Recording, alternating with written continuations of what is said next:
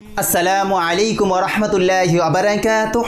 হে আমার প্রিয় বন্ধু মহোদয়, আজকের ভিডিওটি খুবই গুরুত্বপূর্ণ। অতি অবশ্যই এই ভিডিওটি শেষ পর্যন্ত দেখবেন। বর্তমান সময়ে হিন্দু ধর্মের অনেকেই বলে থাকে যে কোরআন শরীফের কিছু আয়াত পরিবর্তন করতে হবে, তাহলে পৃথিবী থেকে আতঙ্কবাদ মুক্তি পাবে। পুষ্পেন্দ্রকুল শ্রেষ্ঠ, নরসিংহনাথ সরস্বতী, নীরাজ জ্যোত্রিকা এরা তো সবসময়ই মুসলিমদের পিছনে লেগেই রয়েছে।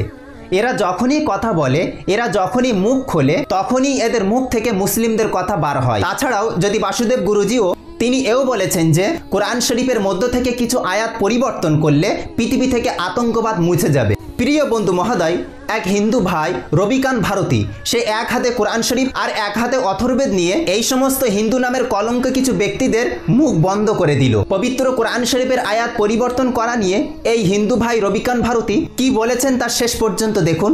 খুবই গুরুত্বপূর্ণ আলোচনা করেছেন, অতি অবশ্যই শেষ পর্যন্ত দেখবেন। तो दोस्तों नमस्ते, मेरा नाम रविकांत भारती है। आजकल बहुत सारे लोग कहते हैं कुरान की कुछ आयत को बदल दो और दुनिया को आतंकवाद से मुक्ति मिल जाएगी। जी हाँ, मैं बात कर रहा हूँ पुष्पेंद्र कुल श्रेष्ठ का, यति नरसिंहानंद का, नीरज ज्योत्रिका का। इन सब की तो बात छोड़िए, ये सब हमेशा नफरत फैलाने का कार्य करते हैं। जग्गी वासुदेव सदगुरु जैसे आध्यात्मिक गुरु भी एक बार अपने प्रवचन में कहा है कि कुरान से कुछ आयतों को हटा दो और दुनिया को आतंकवाद से मुक्ति मिल जाएगी। तो मैं इन सब से पूछना चाहूंगा, मैं पुष्पेंद्र कुलश्रेष्ठ से पूछना चाहूंगा, क्या आपने कुरान का अध्ययन किया है? यह पुष्पेंद्र कुलश्रेष्ठ जब भी मुंह खोलता है तो कहता है बिस्मिल्लाहिर्रहमानिर्रहीम और उसके बाद अपना भाषण देता है। ऐसे दिखाता है जैसे इसको कुरान का प्रकांड पंडित हो, लेकिन इसको कुरान का कोई नॉलेज नहीं। कुरान की आयत का नॉलेज अगर है तो शब्द पकड़ा है, पीछे का संदर्भ नहीं बताएगा ये बंदा। आज मेरे हाथ में आप देखिए कुरान है, मेरे हाथ में वेद है, और दोनों ये जो है कुरान ऐसा मत समझिए अरबी में है। आप देखिए एक तरफ अरबी और एक तरफ इंग्लिश में ये लिखा हुआ कुरान है। इसी तरह मेरे पास वेद है, वेद में भी आप देखिए संस्कृत और हिंदी दोनों में लिखा हुआ ये वेद है। और इन दोनों का मैं कह रहा हूँ जो बातें लिखी हुई हैं सभी धर्म में वो बातें सही लिखी रहती है, हमें संदर्भ को समझना चाहिए। ऐसा समझिए आपके बेटा को कोई मार्केट में पीट रहा है और आपका दोनों हाथ बांध दे, तो उस वक्त आप अपने पीटते हुए बेटे से क्या कहेंगे? या तो कहेंगे कि भाग, या तो कहेंगे कि उसके हाथ में भी है तो कुछ बोलेंगे उससे मार, बोलेंगे कि नहीं? यही मैं बता दूं कि सूरह तौबा कुरान जिसके बारे में लोग सबसे ज़्यादा अफवाह फैलाते हैं, सूरह तौबा को समझने के पहले कंटेक्स्ट को समझना पड़ेगा। जो मोसेस ऑफ मक्का हैं और मुसलमान, उन दोनों के बीच संधि हुई होती है, वादा हुआ होता है, समझौता हुआ होता है। उस वादा फरोशी करते हैं, समझौता को तोड़ देते हैं। जो मुसलमानों को धोखा देगा, उस वक्त अगर एक आयत नाजिल हुआ कि 4 महीने बीतने के बाद जहां भी इनको देखो इनका कत्ल करो, और अगले ही लिखा हुआ है आयत में कि अगर ये अमन चाहें, शांति चाहें तो इनको सुरक्षित स्थान तक छोड़ दो जहां ये महफूज रहें, सुरक्षित रहें। वही बात अथर्ववेद में भी लिखा हुआ है।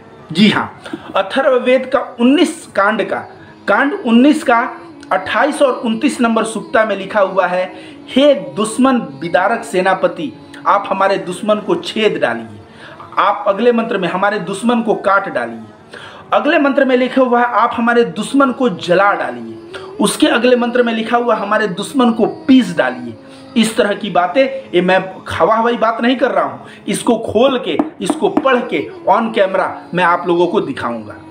तो चूंकि वही मैं कहूँ कि अब जो है वेद के बारे में पुष्पेंद्र कुलश्रेष्ठ कभी नहीं कहेगा कि वेद से, अथर्ववेद से इन 19 मंत्रों को हटा दो, क्योंकि ये 19 मंत्र हिंसा और आतंकवाद को बढ़ावा देने वाले मंत्र हैं। ये बातें कभी नहीं कहेगा।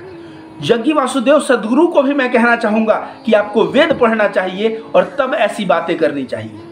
ये नीरज अत्री को भी बोलूँगा कि ये लोग बिना वेद पढ़े, बिना कुरान पढ़े, एक कंटेक्स्ट संदर्भ जानते ही नहीं है।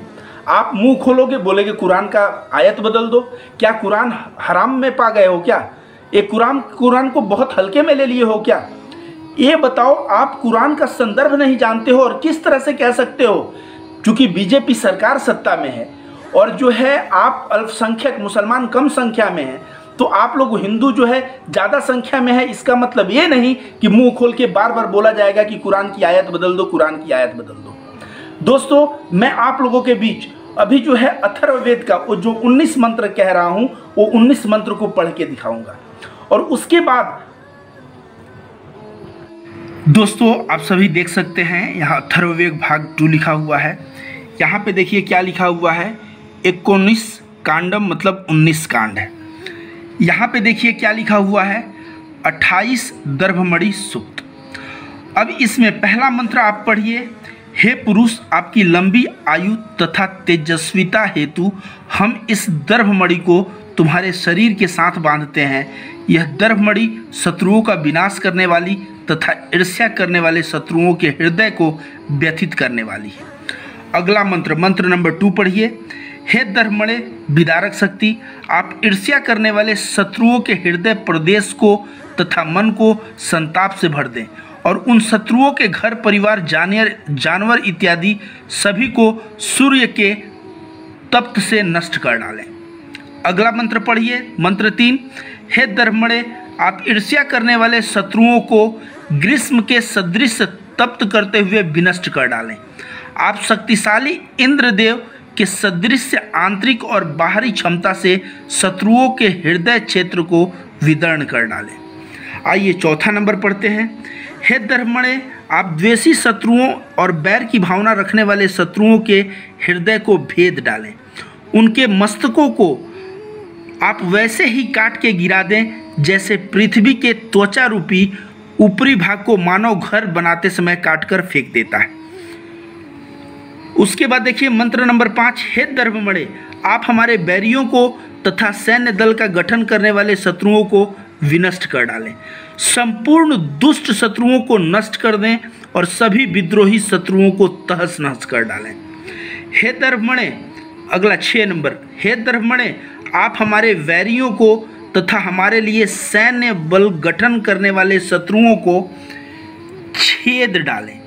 आप हमारे सभी शत्रुओं को विनष्ट करें और सभी विद्रोही शत्रुओं को विदर्ण कर डालें।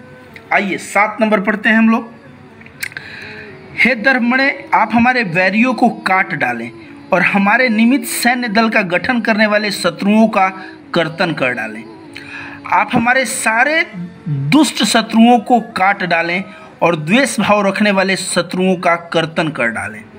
8 नंबर मंत्र देखिए दोस्तों, हे दर्भमणि आप हमारे वैरियों को हमारे निमित्त सैन्य बल गठन करने वाले शत्रुओं को तहस नहस कर डालें। आप हमारे सभी दुष्ट शत्रुओं को कर्तन कर और विद्वेषी शत्रुओं को तोड़ फोड़ डालें। 9 नंबर देखिए, हे दर्भमणि आप हमारे शत्रुओं को और हमारे निमित्त सैन्य बल एकत्रित करने वाले शत्रुओं को पीस डालें। हमारे सभी दुष्ट शत्रुओं को तथा द्वेष रखने वाले शत्रुओं को पीस डालें। और ये आखिरी मंत्र है, हे दर्भमणि आप हमारे वैरियों को वेदन कर डालें और हमारे लिए सैन्य बल संग्रहित करने वाले शत्रुओं को वेदन कर डालें। हमारे सभी दुष्ट और दुर्भाव रखने वाले शत्रुओं को एवं हमसे बैर रखने वाले शत्रुओं को आप व्यथित करें। तो दोस्तों ये 28 नंबर सूक्ता था। 29 नंबर सूक्ता भी थोड़ा देख लीजिए, हे दर्भमणि विदारक क्षमता आप हमारे शत्रुओं पर शस्त्र से आघात करें और हमारे लिए सैन्य दल एकत्रित करने वाले बैरियों को, दुष्ट शत्रुओं को एवं हमसे ईर्ष्या करने वाले को आप शस्त्र से आघात करके विनष्ट कर डालें। मंत्र 2 देखिए 29 सूक्ता का, हे दर्भमणि आप हमारे शत्रुओं को उच्छेदन कर डालें। हमारे लिए सैन्य दल को गठित करने वाले शत्रुओं को, दुष्ट शत्रुओं को और हमसे ईर्ष्या करने वाले शत्रुओं को उच्छेदन करके विनष्ट कर डालें। दोस्तों जाइए मत, अभी और कुछ श्लोका है देख लीजिए। हे दर्भमणि आप हमारे शत्रुओं एवं हमारे लिए सैन्य बल एकत्र करने वाले को रौंद डालें। दुष्ट शत्रुओं तथा वैर भाव रखने वाले शत्रुओं को भी रौंद डालें। उसके बाद देखिए 4 नंबर, हे दर्भमणि आप हमारे वैरियों तथा हमारे प्रति सैन्य बल का गठन करने वाले का संहार करें और दुष्ट तथा ईर्ष्या की भावना रखने वाले शत्रुओं का विनाश करें। आइए अगले में, हे दर्भमणि हमारे विरोधियों और सैन्य दल तैयार करने वाले बैरियों को मंथन कर डालें। आप दुष्ट हृदय वालों और हमसे द्वेष भाव रखने वाले शत्रुओं को भी मंथन कर डालें। अगला देखिए, हे दर्भमणि आप हमारे शत्रुओं के अभिमान को एवं हमारे प्रति सैन्य बल गठन करने वाले शत्रुओं को भी चूर्ण करें। आप दुष्ट प्रकृति वाले तथा द्वेष भाव रखने वाले हमारे शत्रुओं के अभिमान को भी पीस डालें। और 2 मंत्र है दोस्तों, हे धर्मणे, 7वां में ये, हे धर्मणे, आप हमारे विरोधियों और शैल्य दल का गठन करने वाले और दुष्ट स्वभाव वाले तथा हमसे विद्वेष रखने वाले को भस्मीभूत कर दे। भस्मीभूत मतलब होता है जला के राख कर डालें। सोचिए, हे धर्मणे, 8वां मंत्र पढ़िए, हे धर्मणे, आप हमारे विद्रोहियों तथा सैन्य बल एकत्र करने वाले विद्रोहियों को दाह करें। दग्ध मतलब होता है दाह करें। और दुष्ट हृदय वालों और हमसे द्वेष रखने वाले शत्रुओं को दाह कर डालें। और ये अंतिम देखिए क्या लिख रहा है, हे धर्मणे, आप हमारे बैरियों तथा हमारे प्रति सैन्य बल इकट्ठा करने वाले शत्रुओं को मार गिराएं। संवेदना शून्य विरोधियों तथा द्वेष दुर्भाव रखने वाले शत्रुओं को आप मार गिराएं। आप लोगों ने मंत्रों को देखा, इसमें कैसे लिखा हुआ है, दुश्मन को छेद डालो, दुश्मन को पीस डालो, दुश्मन को काट डालो, दुश्मन को जला डालो, दुश्मन को जिस तरह पृथ्वी घर बनाते समय पृथ्वी को से छेड़छाड़ किया जाता है वैसे दुश्मन के साथ छेड़छाड़ कर दो। मतलब समझिए, इस तरह से वेदों में ज्ञान है कि इस तरह से दुश्मन को नाश किया जाए। अब क्या इसके लिए वेद को हिंसक मान लें, कुरान को हिंसक मान लें? मैं कह रहा हूं दोस्तों, प्रत्येक धर्म ग्रंथ अच्छा है, प्रत्येक धर्म ग्रंथ शांति सिखाता है, परपेक्ष रहता है। अगर कोई आपको मारे, आपके सर पे कोई बंदूक रख के बंदूक चलाने वाला ही हो, उस वक्त अगर आपके पास कोई बंदूक हो आप चला दीजिए, यही आपका फर्ज है। और भारत का संविधान भी यही कहता है, सेल्फ डिफेंस का सबको राइट है। तो चूंकि आप लोग मुंह खोलेंगे और मुंह खोल के क्या कहेंगे, आप लोग मुंह खोल के बोलेंगे कुरान की आयत बदल दो, कुरान की आयत बदल दो। चूंकि बीजेपी सत्ता में है और मुसलमान संख्या में कम है, इसका मतलब यह नहीं कि आप इसका फ़ायदा उठा के बार बार कुरान को बदलने की बात करेंगे। मैं आप पुष्पेंद्र कुलश्रेष्ठ, यति नरसिंहानंद, इन सारे जाहिलों से बोलूँगा कि एक बार स्टडी करो आप अथर्ववेद, एक बार स्टडी करो कुरान और तुम लोगों की बुद्धि खुल जाएगी। ऐसे मुंह खोलो और मुंह खोल के बार बार एक कुरान की आयत बदलना, इस तरह की बातें करना बिल्कुल सही नहीं है। दोस्तों, मैं रविकांत भारती, मैं जिस तरह से हिंदू मुस्लिम भाईचारा एकता की बात करता हूं, पिछले 1000 वर्ष से हिंदू मुस्लिम प्रेम सद्भावना रहा है। बीजेपी पिछले 6 वर्षों में आया और देश में किस तरह से आप देखेंगे ईद में हिंदू और मुसलमान का इंटरेक्शन कम हो गया है। यहाँ तक कि पहले दुर्गा पूजा में कहते हैं ना, बहुत सारा मुस्लिम महिला नकाब पहन के दुर्गा पूजा के पंडालों में घूमती थी। बीजेपी ने ऐसा कर दिया है कि उसमें भी हिंदू मुस्लिम की भाव आ गई है। तो इस देश में जो हिंदू मुस्लिम का भाव आया है, इससे बचाने का मैं प्रयास करूंगा।